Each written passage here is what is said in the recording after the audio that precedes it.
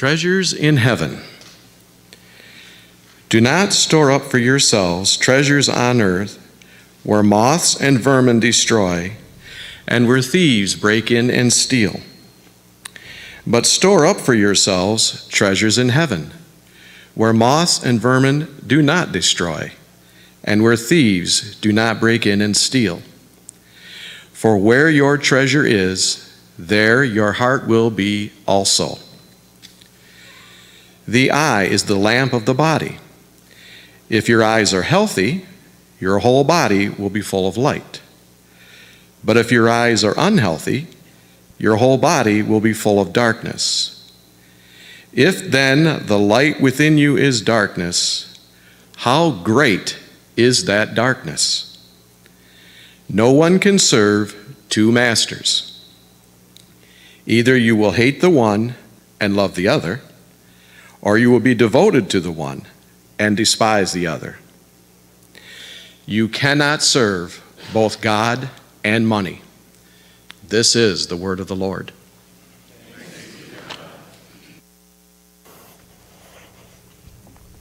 Thank you.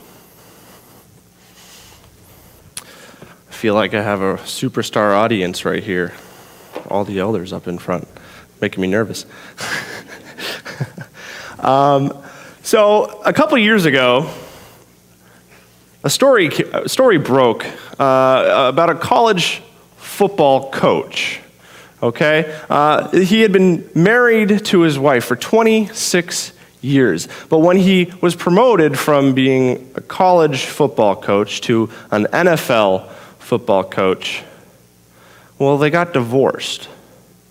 It was an odd situation, so the reporters asked the coach, why was it that you two got divorced? What happened in the transition that changed? Was it too much? Was the pressure too high? What was going on? And the coach surprisingly responded simply with this.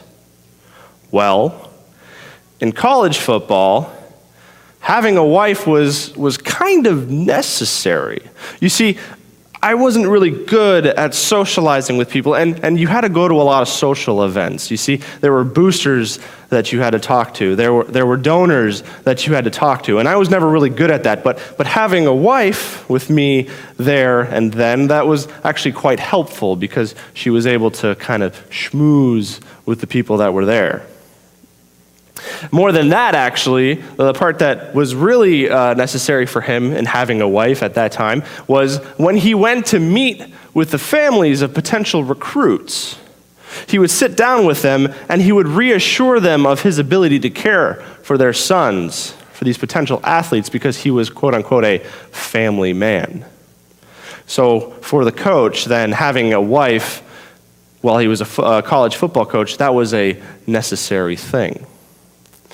But having been promoted now to the NFL, well, these things that made having a wife necessary, they were no longer quite so necessary. You see, he didn't have to go to any social events. He didn't have to schmooze with any donors or boosters. He didn't have to reassure any families that he would care for their sons because he was a quote-unquote family man. And so in his mind, he saw the whole point of being married as being now obsolete. And actually, he went even further to say that now that he was a football coach in the NFL, the big leagues, he was kind of presented with a dilemma. You see, he saw his wife not as someone to love, not as someone to cherish, not as someone who was a partner with him for 26 years. He saw her as a distraction. A distraction from winning, a distraction from being a successful NFL coach. And you see, because for this coach, for him, his top priority was winning, was being the best coach he could be. That's where his priority was. That's where his heart was. Now, as disturbing and frustrating as this story may be to hear, this coach making so little of his marriage vows, to reducing his wife to, in a sense, a tool to be used for his professional career, this story of the coach reminds me a little bit of what's going on in our passage this morning. It reminds me of the problem that I think Jesus is trying to address, and the question that comes from that problem. The question that is posed to the disciples, the question that is indeed posed for us today. And that question is this: what is success to you? Where are your priorities?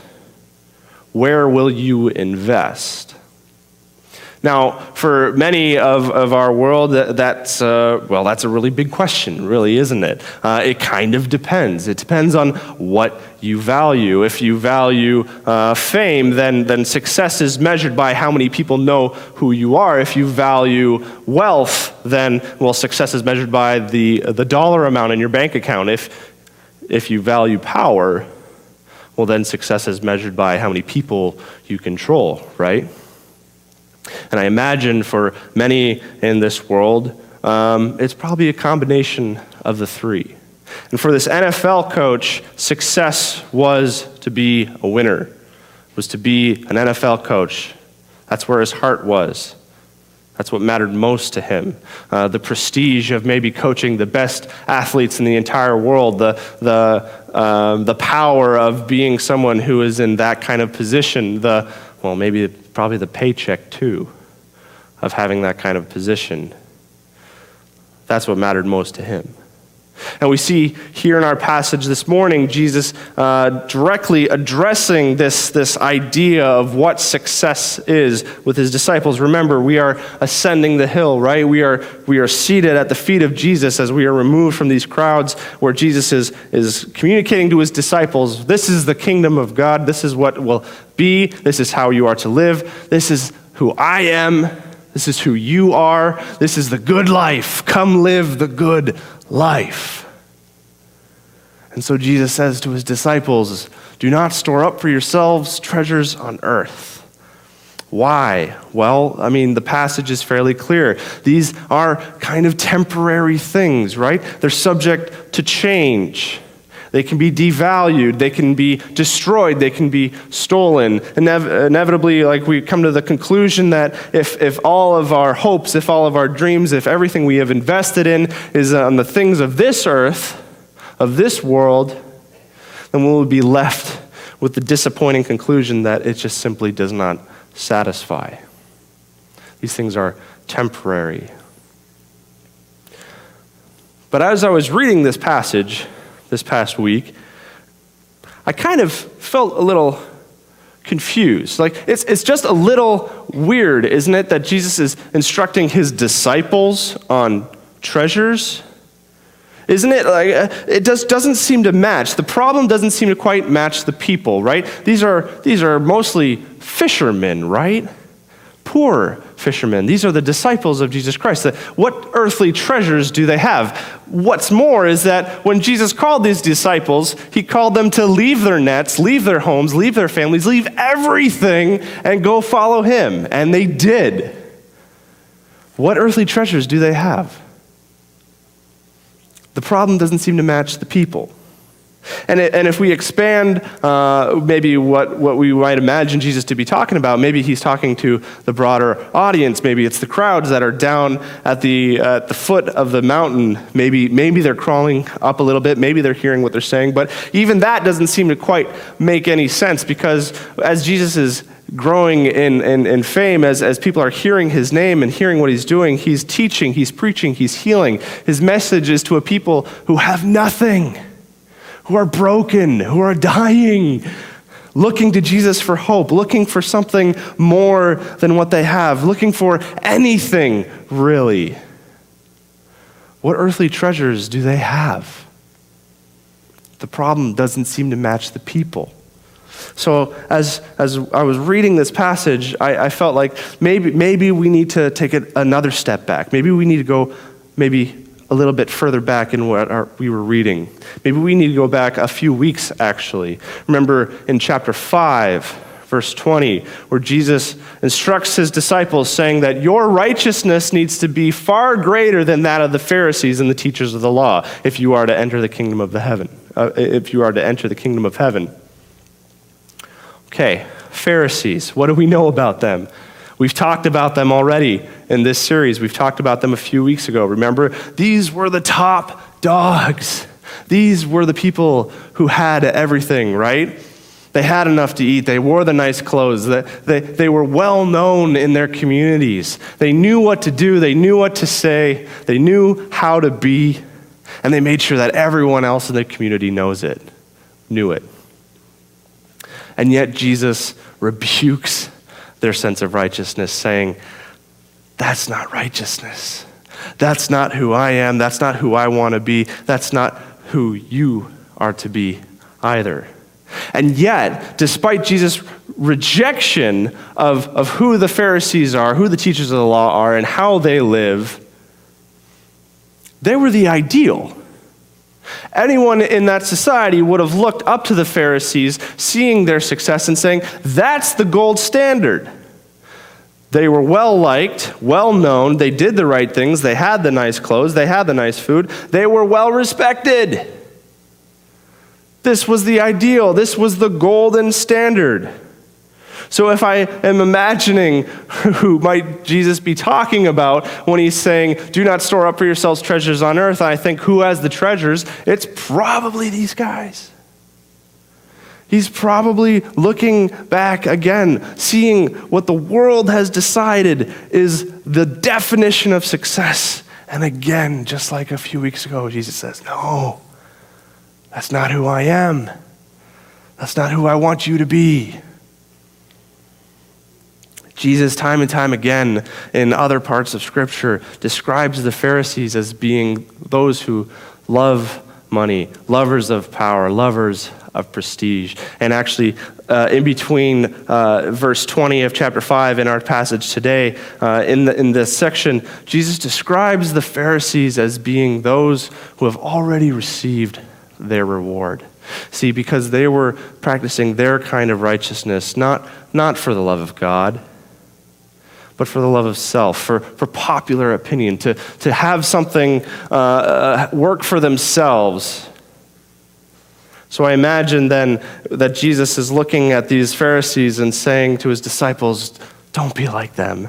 Don't store up for yourselves treasures on earth. Even though he's talking to people who literally have nothing, what he's trying to do is debunk this identity, this ideal that's going on with these Pharisees and teachers of the law, saying like everyone in this world seems to think that this is good. This is the definition of success. Jesus says, no, that's not who I am. That's not who I want you to be. Your value should not be in fame. Your value should not be in wealth. Your value should not be in power. But before we walk away from this passage, overwhelmed perhaps by maybe a level of guilt that might be falling onto us as we imagine ourselves in that situation. After all, we are living in a time and in a place of incredible abundance. We might be feeling a little guilty that we might have a little bit more, that we might have a little bit of prestige in our communities, that we might be like well-known or well-liked, that we might have a little bit of power, that maybe in our job, in our family, or our community, that we have been instilled with leadership or influence. And we think about these things and we think, well, maybe I'm actually more like the Pharisees, teachers of the law, than like Christ or his disciples. Before we do that, we would do well to remember that what Jesus is trying to get at here is not that if you have these things that you are unrighteous, but how you use them. In much the same way that Jesus criticizes the teachers of the law and these Pharisees for their sense of righteousness because of, well, what's actually in their heart. So too, I think what Jesus is trying to say is that these treasures that you have been given, well, you kind of have two options here. You have two places to invest them, earth or heaven. These treasures, they are a blessing. They are gifts from God to be used for God, for God's glory, for his community, for his kingdom. And Jesus is trying to remind us that this is a place, this is a thing that is so much more valuable, so much more worth our while and worth our investment than anything else here on this earth. But we have a choice, it seems. We can invest the treasures of earth into these temporary, fleeting, destructive things. We can build our own sense of self and sense of worth, only to find later in life that they never truly satisfy. Or Jesus says, invest here. Invest in me. Invest in what I am calling you to be. Many of you know by now probably that I've been talking with a church in Pella, Iowa, for a director of youth ministry position. And during my visits, which have been a lot more frequent than I ever thought they would be, I got a chance to explore the town. And I had one of the pastors at the church as my liaison, my kind of tour guide. We pile into his car. Of course, we see the church. It's very impressive. We go to the downtown and we explore some of the coffee shops and the cafes. It's very impressive, really quaint actually. We go to the lake and it's a beautiful day. Sun is shining, birds are chirping, water is seemingly crystal clear. We actually go to a tower called Cordova Tower, which is a reclaimed water tower turned into a viewing platform, and we see the entire countryside around us. Beautiful, beautiful sight. Quite impressive. And we go back into town. We see the college. We see Pella Windows, one of the successful businesses that are located there. We see the Christian school. All very impressive. And as we're driving down a country road, we come to an intersection. There's a very, very large sign there. Vermeer Corporation. I don't know if many of you guys know who or what the Vermeer Corporation is, but it is an incredibly successful business. They manufacture different kinds of equipment, farm equipment. I think most famous of them is a wood chipper, but this is a big place in a very small town. It's a very famous place to the people of this town too. But also, this is a national corporation. This is an international corporation, and the campus is huge. And as we're driving down the dirt road, we can see every bit of technology that they produce, and we see a fleet of cars from all the employees that they employ. And this building just keeps going on and on and on. Very impressive. But it wasn't the most impressive thing, I think, in my trip there. See, because as we came to the end of the dirt road, as we came to the end of this business campus, really, and as we were turning away back into town, there was a little farmhouse. Couldn't have been more than, 3 bedrooms. It was not a very particularly nice house. It was quite ordinary, really. Nothing special about it, until my tour guide, Pastor Brad, told me who lived there. He turned to me and he said, that's Gary Vermeer's house.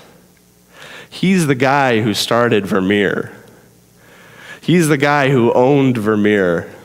And he lived there his whole life. I thought, wow, what? Are you kidding me? The guy who started that massive corporation, that massive building, who would probably seemingly have endless resources here on this earth, who could have done anything he wanted with it, he lived there? He could have lived anywhere. Why was he here? Why was he living there? Why didn't he have some Malibu beach house in California? Why didn't he have a yacht that he could build an island off of? This guy could have had anything. And he lived there? Why? Pastor Brad kind of chuckled to himself, and he looked over at me again, and he said, well, that's not the kind of guy he was. You see, he didn't really care about what his money could get him here, now. He cared more about being a good boss. He cared more about being a good father. He cared more about his town. to where he used what he had been blessed with, he used the money and resources that he had accrued here in this life to build his family, to support the employees that worked for him, to support the town that had supported him for so long, to serve God and to serve his community and be a blessing to them. Wow. That blew me away. Blew me away. That's what Christ is inviting us into today. That's what Christ is inviting his disciples into in this passage. You see, he's presenting two options here. He's saying you can do the treasures of earth. You can put these treasures here on earth and you can have everything you want. You can be like the Pharisees who got the power, the prestige, and the wealth. You can do that. Or instead of that, because you will find it to be fleeting, you will find it to be unsatisfying, you can put it here. And if we're still struggling to understand what is it that Christ is inviting us to invest in, guys, this is the coming of the kingdom. This is the coming of God. This is the coming of God's presence. This is the time and the place when God will make all things new, to where everything that has been so messed up in this world is fixed, to where it will outlast anything that we have here and now. How much more amazing is that than anything that this world could provide? Why would you want to invest in anything else? That's what Christ invites us into today. With our hearts, our minds, our souls, our bodies, our treasures. God says, I want to use them. I want you to be a part of this. He's inviting us to bear witness to and to be involved in this coming reality. So where are you going to invest? That or this? You know, one of my favorite games as a kid, I'm sure everyone in this room has played it at one time or another, but the game of Monopoly, right? Usually it was probably the cause for a family night gone wrong, where the board is flipped over and just everyone's pretty frustrated at the end of the night. But I always enjoyed it. It's a simple game, right? You have your piece, you move it around the board, you collect land, you collect money, and the game ends when one person stands triumphant. Everyone else is bankrupt. One person has all the land, one person has all the money. That's the rule of the game. But there's an unwritten rule. Not really a rule, but a result of the game nonetheless. At the end of the game, all the pieces go back into the box. People sometimes like to think that life is like a game of Monopoly, not realizing that at the end of it, all the pieces go back into the box. And I think what Jesus is trying to do here this morning is invite us into a new way of being, a new identity that says you can have something that'll outlast the box. So where will you invest? This is Christ's invitation for us this morning. Let us pray. Heavenly Father, we come before you this morning humbled by your words, humbled by the gift that you promise us. Lord, help us to see the value of such an investment. Help us to understand just what it is you're promising us. Help us to see a new way of being, a new life that instills within us a sense of desire, of gratitude, and one of sharing. To where our one desire, our one priority, our definition of success is not what the world would have us think it is, but rather our faith in you, our identity in you, and a lifestyle that just exudes from who you are. Lord, help us more and more each day to be like you. Help us more and more each day to be reminded of the promises that you offer your people. And Lord, we also pray too that that day may come swiftly. May these treasures of heaven be made real. May they be brought here and now, and may they someday be brought in their fullness with you returning once more. Until then, Lord, please be with us, guide us, protect us. All these things we ask in your precious Son's name, Jesus Christ. Amen.